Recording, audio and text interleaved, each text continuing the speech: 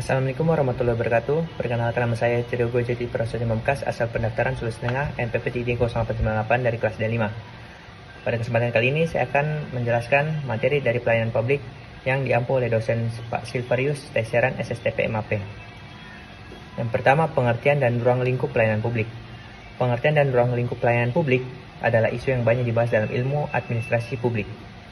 Yang pertama, pengertian dari pelayanan publik. Pelayanan publik adalah kegiatan atau rangkaian kegiatan dalam rangka pemenuhan kebutuhan pelayanan sesuai dengan peraturan perundang-undangan bagi setiap masyarakat. Kemudian, ruang lingkup pelayanan publik meliputi pelayanan barang publik dan jasa publik, serta pelayanan administratif yang diatur dalam perundang-undangan.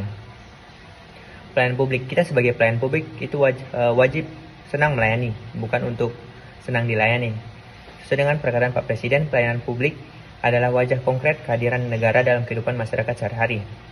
Menurut Mark Turner dan David Hulme tahun 1997 dalam bukunya Governance and Administration and Development, Making the State Work, di situ tertulis bahwa negara yang mengalami pertumbuhan yang pesat dan sustainable seperti Korea Selatan, Singapura, Thailand, dan Malaysia memiliki organisasi sektor publik yang efektif. Jadi, mentransformasi organisasi pemerintahnya menjadi organisasi yang berorientasi pada pelayanan. Kemudian tuntutan pelayanan publik. Tuntutan pelayanan publik ada 5, yaitu faster atau lebih cepat, smarter lebih pintar, cheaper lebih murah, easier lebih mudah, dan better lebih baik.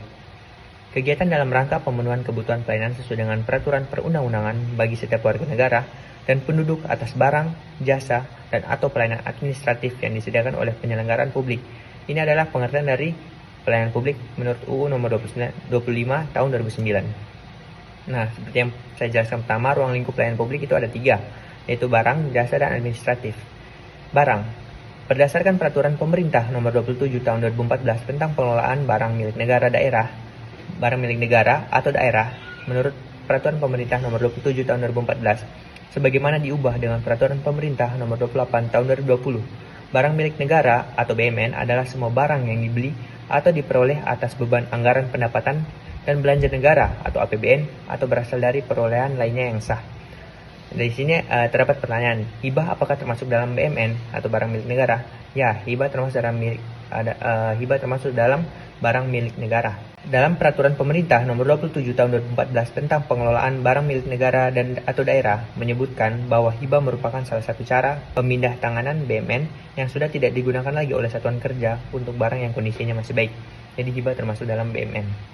Kemudian jasa, penyediaan jasa publik oleh instansi pemerintah yang sebagian atau seluruh dananya bersumber dari anggaran pendapatan dan belanja negara dan atau anggaran pendapatan belanja daerah, APBN atau APBD.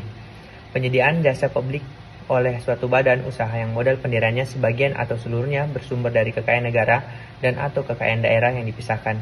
Dan penyediaan jasa publik yang pembiayaannya tidak bersumber dari anggaran pendapatan dan belanja negara atau anggaran pendapatan dan belanja daerah atau badan usaha yang modal pendiriannya sebagian atau keseluruhannya bersumber dari kekayaan negara dan atau kekayaan daerah yang dipisahkan, tetapi ketersediaannya menjadi misi negara yang ditetapkan dalam peraturan perundang-undangan. Selanjutnya, administratif.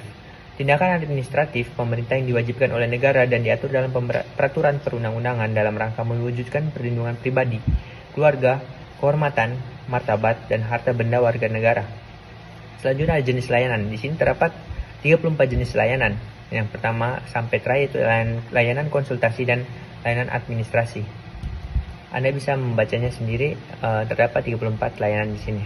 Mulai dari tanda kehormatan Satya Lancana Karya Satya atau SLKS sampai 34 pengusulan calon anggota Majelis Rakyat Papua atau MRP Provinsi Layanan Baru. Ini adalah contoh-contohnya. Selanjutnya, jumlah fasilitasi layanan di Kemendagri pada tahun 2020 sampai 2023 bulan Januari sampai Oktober.